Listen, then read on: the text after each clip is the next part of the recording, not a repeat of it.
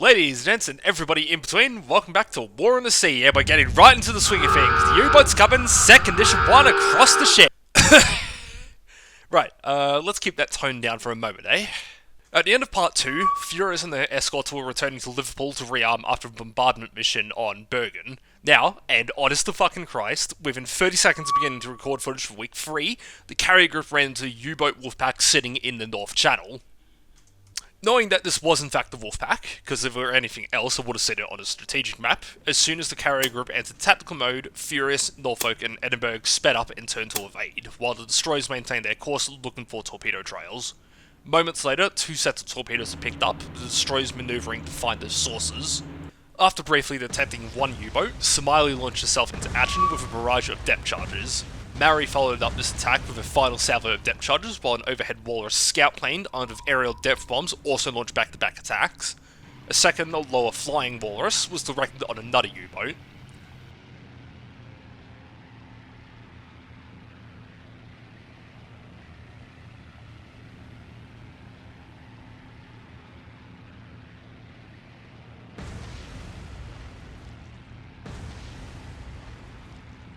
Next up on the docket was Kasak and a flight of Swordfish, both launching a fury of depth bombs and depth charges.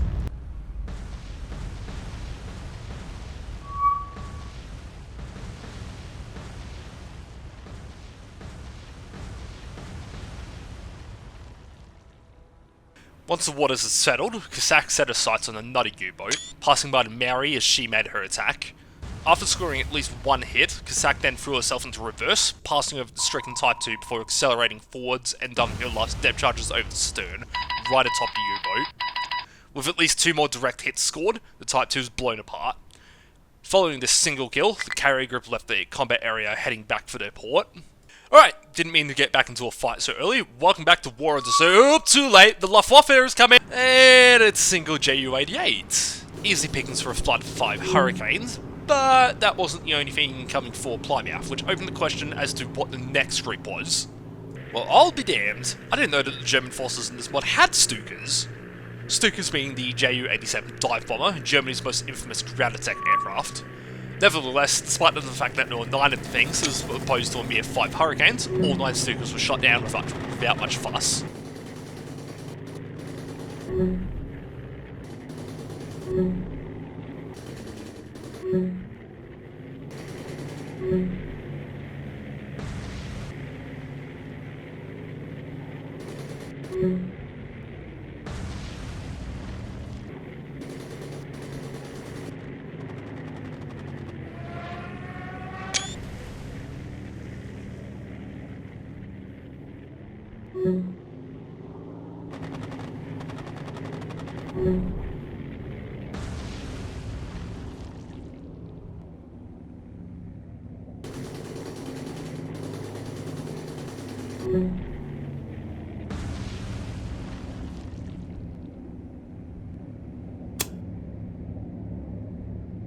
Right, now that I actually have some space to breathe, ladies, gents, and everybody in between, welcome back to the Battle of the Atlantic mod for War on the Sea.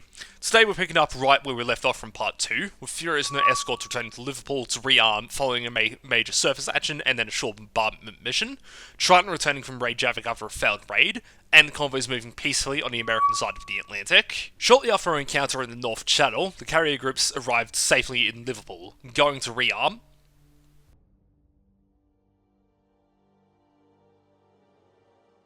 Huh. Why is it not working?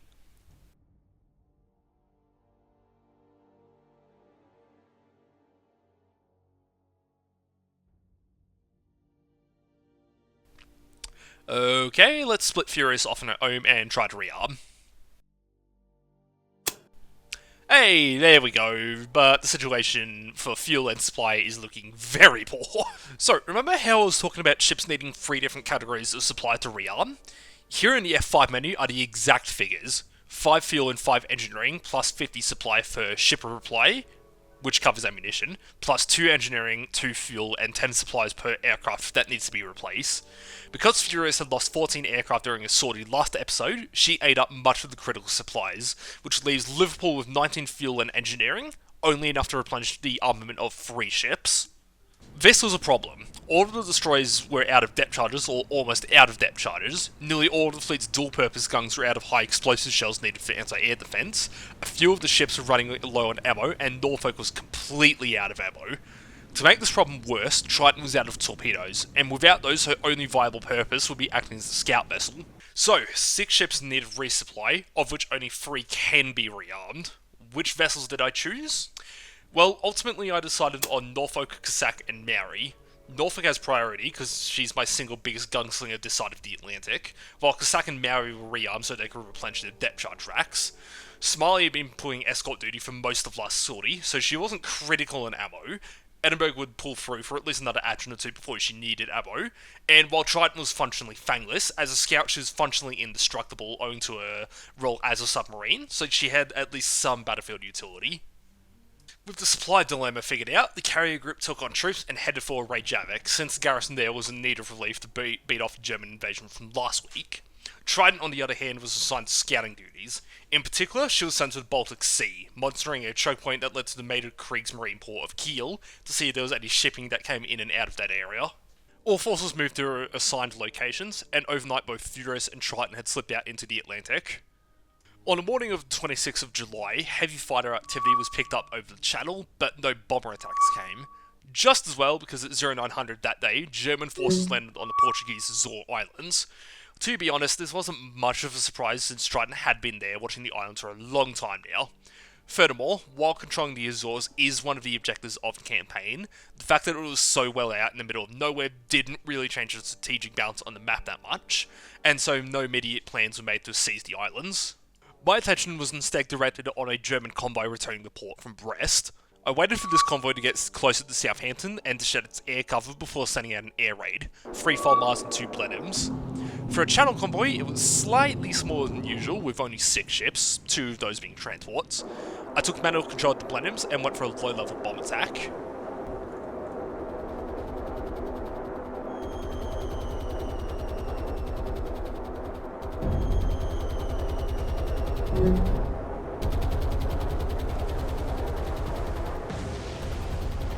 This was unsuccessful, failing to score any hits while losing a bomber in the process, so next up were the Fulmars, which made a gun run on a transport. This caused an explosion and a fire, while none of the Fulmars took any damage, so I thought, why the hell not? A second run was in order. This caused no apparent damage, but the Fulmars had gotten away with it again, so why the fuck not? A third run was in order. Hubris eventually got the better of me, because this third attack was a failure, doing no damage while also suffering the loss of a Fulmar. Having learnt my lesson, the Fulmars climbed away and observed for a bit to see if the afflicted cargo ship would burn down. Sadly, it appeared that the ship's crew had gotten fire under control, so all aircraft involved left the combat area. Nightfall precluded the chances of getting any more air raids off. Overnight, Furious's carrier group got close to Iceland, arriving at Reykjavik by 10 in the morning to drop off their troops. This just narrowly put the force balance in my favour, but thoughts were brewing. The last couple of ordeals had seen the Germans attempting to reinforce their invasion force to push the force balance back in their favour. Trident was no longer on station to prevent an invasion, and the closest viable defenders, HMAS Australia and HMAS Perth, were both all the way back on the American eastern seaboard. Ultimately, what ended up happening is that I left Norfolk guarding the inlet to Reykjavik, as she had seen by far the most success in the defensive role. However, unlike Norfolk's last stint as an Icelandic guardian, Furious didn't remain in the area. Instead, the rest of the carrier group steamed back for Liverpool, or at least that's where they first headed, because in the case of Prophetic Justice, a German convoy had been picked up outside of Scapa Flow, 4 transports and 2 destroyers tracking eastwards for home. Following this discovery, the carrier group was redirected to the area. In the opening hours of the 28th, Grimsby picked up a squadron of inbound Ju-88 bombers. These raids were becoming such a routine that whenever they do happen, I just get up to go do something else while the encounters resolve themselves. I think I got up to go have a shower, because I was away from the keyboard for a good 10-15 minutes before returning. Unsurprisingly, in that time, the bomber squadron had well and truly been dealt with. Sadly, no sooner had I gotten back than another bomber raid came in the form of the FW-200s, and this time around it was only the patrolling Hurricanes on station to deal with them. This encounter took an absolute eternity, largely in part because the 1.1 update makes the AIA act smarter in response to being shot at, but eventually all the FW-200s were shot down.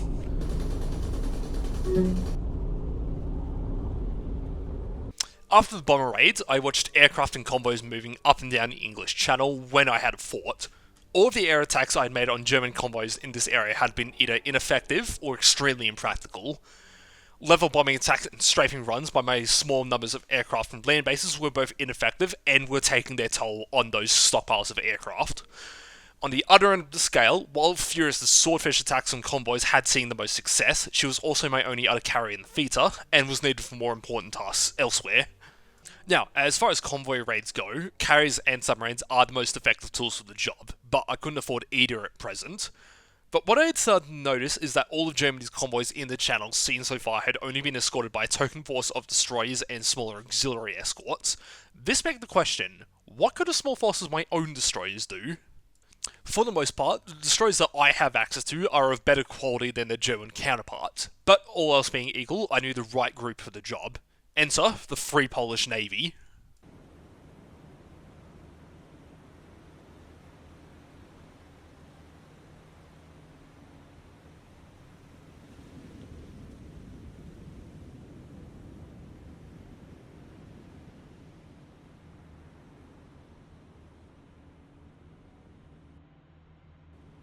A new group has formed, Task Force Gadansk, centered on the Polish destroyer ORP Błyskawica. There were other Polish destroyers available, but owing to both cost reasons, as well as the significant air and submarine threat in the channel, Błyskawica was joined by modified V-class destroyers, HMS Verdun and HMS Wolfhound. After forming up at Liverpool, Task Force Gdansk travelled south, heading for the English Channel. Back with Furious, a rather conspicuous German scout plane was picked up south of Iceland.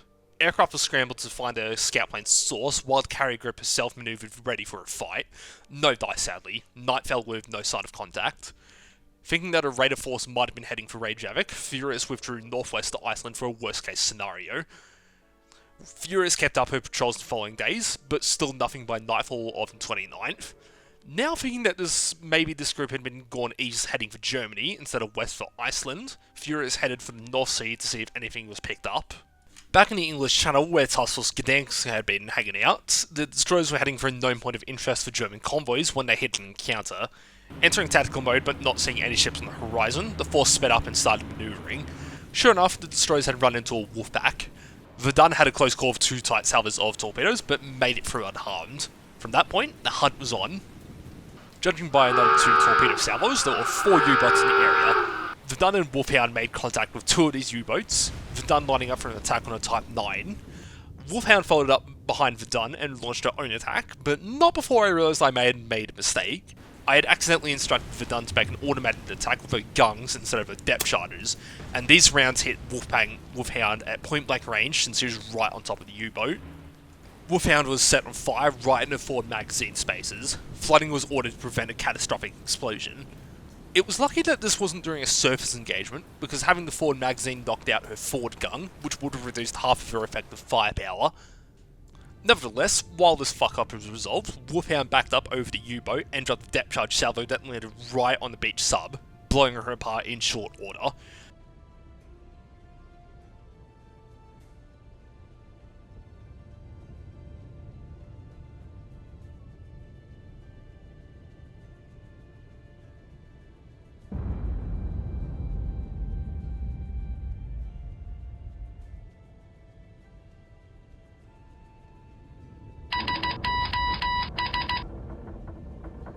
With the weather conditions being absolutely awful, which would have made finding the other 3 U-boats extremely difficult, Task Force Gdansk selected to leave the combat area.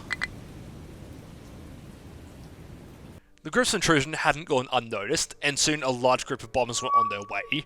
Hurricanes were scrambled from Plymouth to protect the destroyers, but there were only 5 strong, and there were no less than 20 bombers. The Hurricanes did their best, shooting down 5 bombers, but it was largely in vain when Błyskawica took a direct hit from 1 bomb.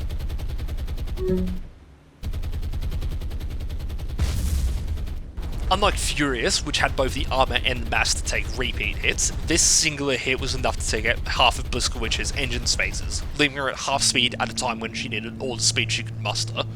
To make matters worse, the Hurricanes were drastically outnumbered by German Bf-109 fighters and were forced to withdraw. With Task Force Gdansk's flagship burning and slowing, the destroyers made ready to evade the second uncontested wave of bombers.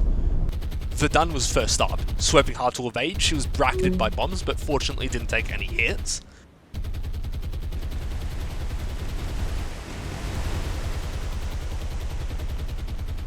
Lagging behind, Wolfhound was next, almost doing a complete circle in order to evade.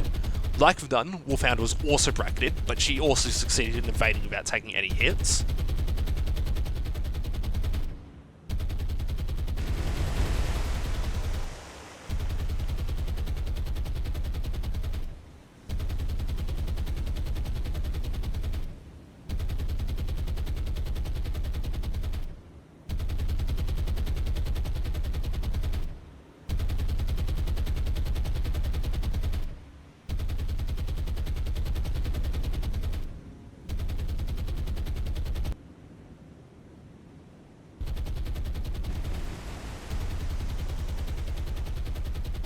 Almost immediately after the last bombs had been dropped, Task Force Gadansk was able to leave the combat area, and with nightfall dropping right afterwards, the destroyers were in the clear now, withdrawing from the channel under the cover of darkness.